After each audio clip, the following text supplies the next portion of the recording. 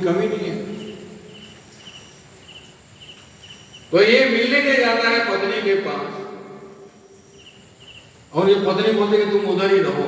बोलो ठीक है, आराम से है, किसी चीज की कोई कमी नहीं है। हाँ बाबा बोलो, बाबा के पास हो। तो अब इसको पता लगा कि भाई मैं जो कर रहा हूं, ये जो सोच रहा था, मेरी सोच गलत थी। मेरे बिना क्या होगा, मैं जो सोच रहा था, बहुत आराम से है ये लोग, मेरे बिना भी आराम से है।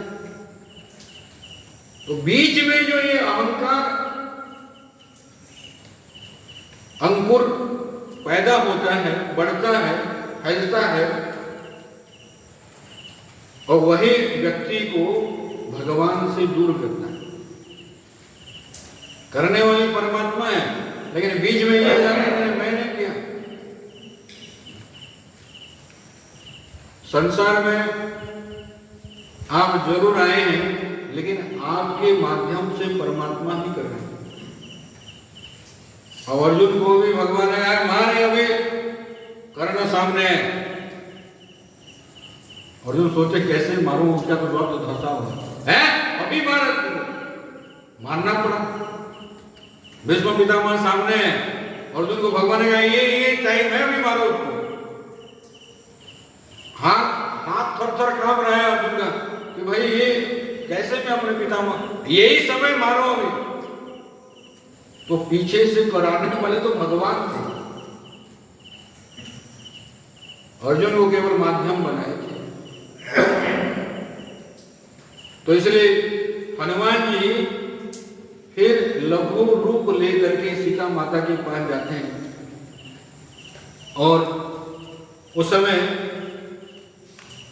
कहते हैं कि मैं अभी जा रहा हूं, नहीं कहते हैं हनुमान जी सीता माता को नहीं कहते हैं मैं अभी जा रहा हूं राम जी के पास लौट करके। ऐसा यदि कहूं और सीता माता जी ने कहे नहीं अभी तुम थोड़ा रुको, क्या पता कौन सी विपत्ति आने वाली है। तो हनुमान जी कहते हैं मातु मोहि दीजे कछु चीना, जैसे रघुना यक मोहि दीना। जैसे भगवान राम मुद्रिका मुझे दिए थे, ऐसे आप मुझे कुछ चिन्ह दीजिए। तो सीता माता जो है ना अपने चूड़ामणि जो है ना उतार करके देती है। अब ये जो चूड़ामणि है,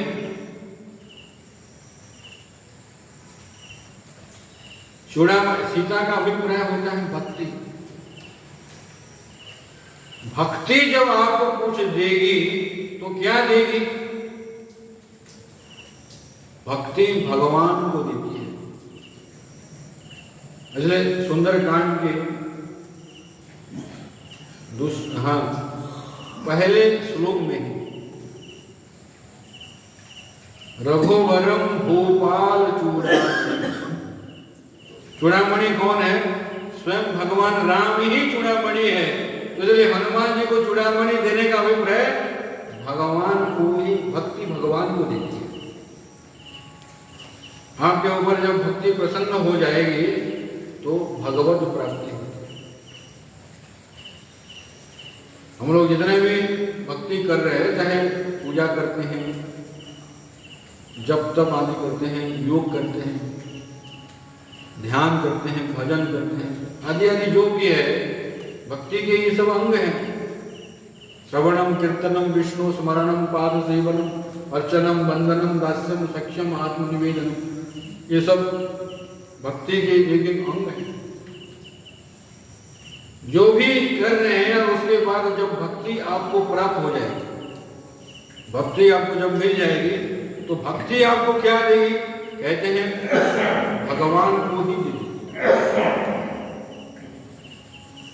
तो इसलिए यहां कहते हैं चूड़ामणि तारित बदय हरस समेत बन सुतलाय।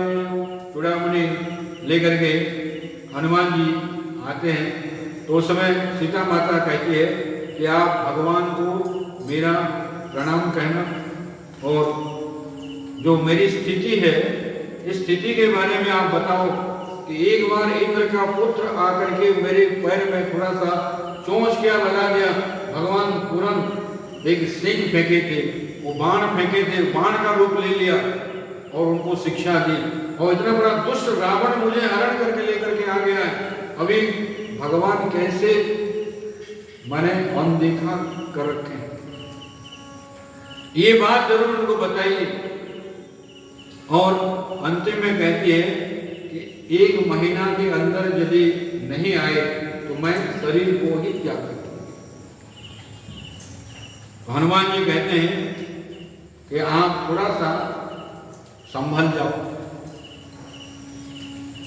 भगवान ही तो मुझे भेजे आज की आपकी खोज खबर करने के लिए। तो इसलिए भगवान सोच लीजिए मेरे जाने में देरी लगेगी, आने में कोई देरी नहीं लगेगी। थोड़ा सा फिर ढांढस बनाते हैं उसमें, और समुद्र पार करके जब आते हैं तो सारे बंदर भालू अपेक्षा में थे। हनुमान जी पहले से कह कर गए थे कि जब तक मैं न लौटूं तब तक आप सुग्रीव के पास कोई नहीं जाए। अब हनुमान जी जब आए तो आकाश मार्ग से ही वो हंसते हुए आ रहे हैं, तो सबको लगा कि भाई काम हो गया, काम हो गया, अभी पहुंचे नहीं है। इसमें कहते हैं वो हंसते हुए बंदर एक तो गुस्से में जब होते हैं तो कटकटाते हुए आते हैं, और यहाँ खिलखिलाते हुए आ रहे हैं, तो बंदर लोगों ने सब उसको देख करके समझ गए कि हम लोगों का काम हो गया। जिस काम के लिए हम लोग निकले थे हनुमान जी करके आ रहे हैं। अब यहाँ सोच लीजिए आपका लड़का 10वीं 12वीं के रिजल्ट देखने के लिए गया है, और रिजल्ट देख करके जब आ रहा है उसके चाल देख करके ही आप समझ जाएंगे कि ये पास ही फेल है। तो हनुमान जी के भी जो चाल है जो आ रहे हैं उसको देख करके पहले से ही सारे बानर लोग भांप लिए, जान गए। और फिर सुग्रीव के पास जाते हैं। सुग्रीव भगवान के पास लेकर के जाते हैं, लेकिन जांबवान जो है ना, हनुमान जी जो जो कार्य किए उन सब कार्य के बारे में भगवान को बताते हैं। तो भगवान उनको कहते हैं कि भाई आप इतने बड़े कार्य किए, आपने लंका जलाई। तो हनुमान जी ने कहा कि महाराज इसे में आप जो कह रहे हैं ना, मैंने कुछ नहीं किया, मैं कुछ नहीं किया, सब तो आपने किया।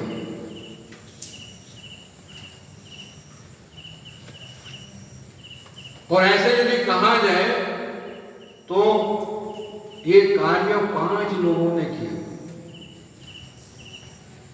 कौन कौन किए? कहते हैं कि सीता माता की जो संतान है, सीता माता के जो दुख है, यहां शोक बनने जनका मजा आया, वही आग बन गई। और दूसरी बात है ब्राह्मणों के, सीता का संतान, दूसरा ब्राह्मणों के साथ, तीसरा रावण के खुद के पाप, और चौथा आपका प्रताप, और 5वां जो है ना मेरा बाप। मेरा बाप का मतलब होता है पवन। तो इसमें मैं कहां हूं? मैं करने वाला यहां हूं ही नहीं, सब करने वाले अलग है, लेकिन आप मुझे श्रेय दे रहे हैं कि प्रभु मैं तो कुछ हूं ही नहीं। तो भगवान राम ने कहा कि देखो, सुग्रीव ने कुछ कहा, कुछ किया, मेरे साथ सेवा की, तो सुग्रीव को मैंने एक पद दिया। अंगद भी थोड़ी सी सेवा की, उसको भी राजकुमार बना दिया। सुग्रीव राजा बन गए, अंगद राजकुमार बन गए। तो आप भी इतने बड़े कार्य किए हैं, सेवा तो दी है, तो इसलिए आप भी कोई एक पद लो। तो हनुमान जी ने कहा कि मुझे एक पद, मुझे तो 2 पद चाहिए, मुझे एक पद नहीं 2 पद चाहिए। तो भगवान ने कहा ठीक है, तुमको प्रेसिडेंट बना दो कि सेक्रेटरी बना दो, क्या बना दो, आप बोलो, जो भी पद आप चाहेंगे वो पद मैं आपको दे सकता हूं। तो हनुमान जी ने कहा मुझे ऐसा पद नहीं चाहिए जहां व्यक्ति भूतपूर्व हो जाता है। और जैसे अब्दुल कलाम है, जो भी प्रेसिडेंट है, जो भी प्रधानमंत्री है, भूतपूर्व होंगे कि नहीं होंगे? होंगे। मुझे ऐसा पद चाहिए जहां भूतपूर्व लगे नहीं और जाकर के भगवान के दोनों चरणों को पकड़ लेते हैं। ये 2 पद मुझे चाहिए, ये 2 पद की सेवा मुझे चाहिए,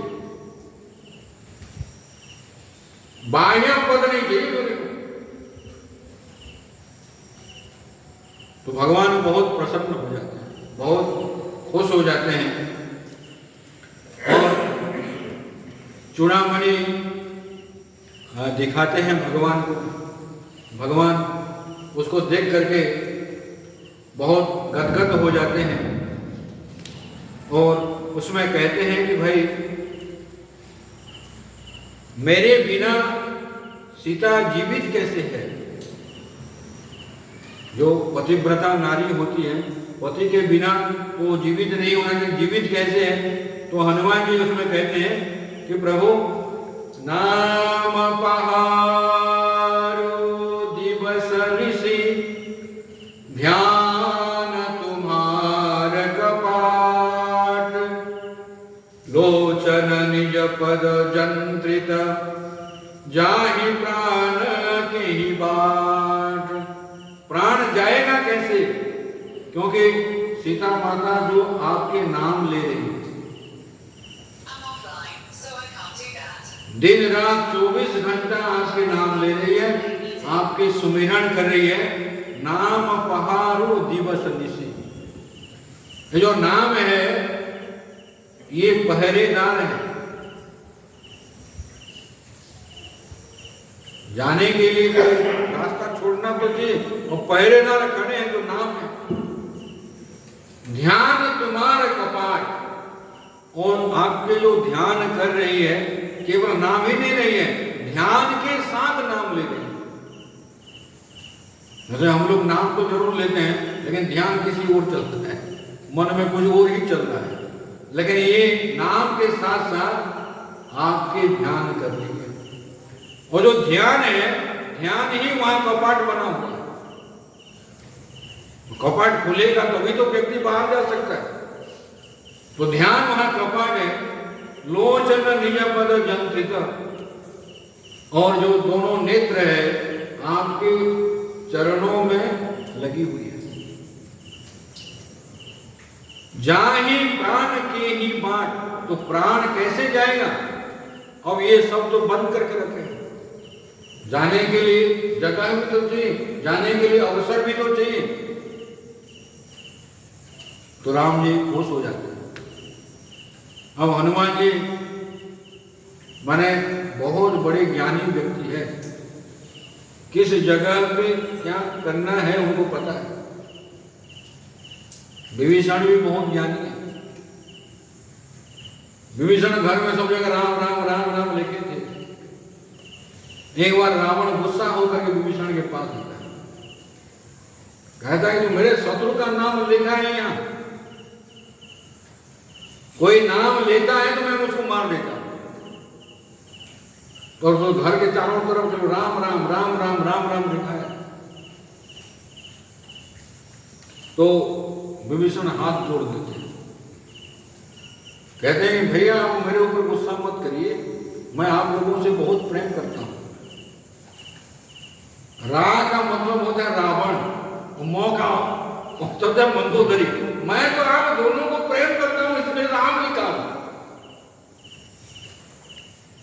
माने युक्ति से व्यक्ति को मुक्ति मिलती है। कहीं प्राण संकट में आ गया है तो उस समय व्यक्ति को युक्ति से काम लेनी पड़ती है। तो रावण खुश हो जाता है, शॉर्टकट में लिखा है भैया भाभी को कितने प्रेम कर रहा है। अब सीता की स्थिति भी हनुमान जी सबसे ज्ञानी व्यक्ति हैं, ज्ञानी नाम अग्रगण्यम, उसमें वर्णन कर रहे हैं राम जी के सामने। तो राम जी प्रसन्न हो जाते हैं और कहते हैं कि भाई मैं तुमने जो उपकार मेरे प्रति किया है मैं ऋणी नहीं हो सकता, जितने भी मैं आपको दूं बहुत कम होगा।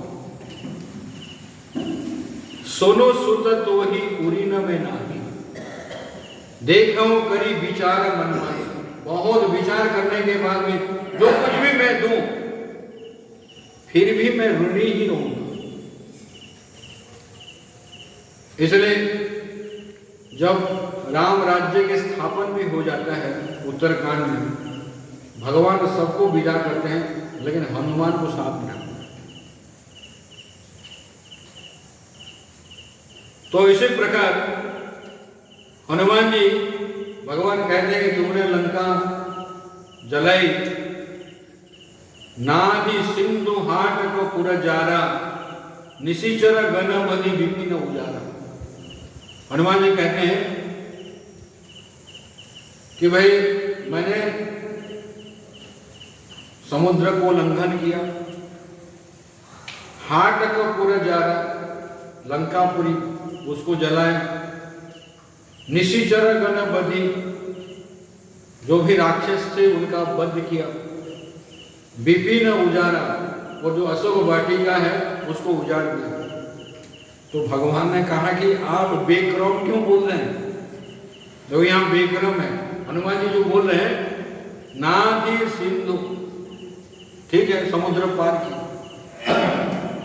अब उसके बाद हाट का पूरा जारा, लंका को जलाए क्या?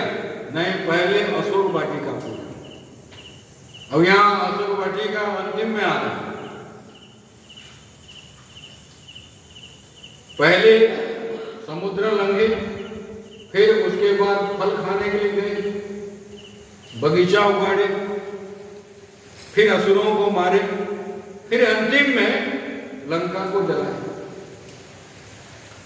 तो हनुमान जी ने हाथ जोड़ करके कहा कि प्रभु जो काम किया होगा उसी को पता लगेगा, मैंने तो कुछ किया ही नहीं, तो मेरे को पता कैसे लगेगा?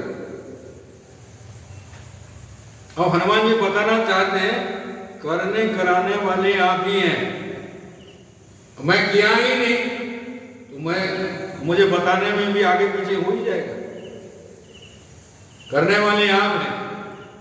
तो ऐसे प्रकार यहाँ और हनुमान जी भगवान की भक्ति मांगते हैं भगवान को। नाथ भक्ति अति सुखदायिनी, देहु कृपा करी अन्न पाई। आप मुझे स्थिर भक्ति दीजिए, आने जाने वाली नहीं, स्थिर भक्ति कि आपके चरणों में नित्य निरंतर मेरी भक्ति बनी रहे। और उसके बाद सुग्रीव को कहते हैं कि अभी विलंब मत करो और हम लोग तुरंत आगे बढ़ें और सीता का उद्धार करेंगे। तो इसी प्रकार सबको आदेश देते हैं, ए विधि जाई कृपा निधि, उतरे सागर तीर, जहाँ तहाँ लागे खान फल, भालु विपुल कपिवीर। समुद्र किनारे पहुंचते हैं, वो जो ये बंदर भालू है सब फल खाने लगते हैं। तो भगवान ने कहा कि खूब खाओ, थोड़ा सा बल होगा तब तो आगे जाकर के युद्ध कर सकते हैं। तो भगवान समुद्र के किनारे अभी पहुंचे और उसके आगे का प्रसंग हम लोग कल समाप्त करेंगे। कल अंतिम दिन है, तो थोड़ा सा है इसमें, उसका विचार हम लोग कल करेंगे। श्री राम जय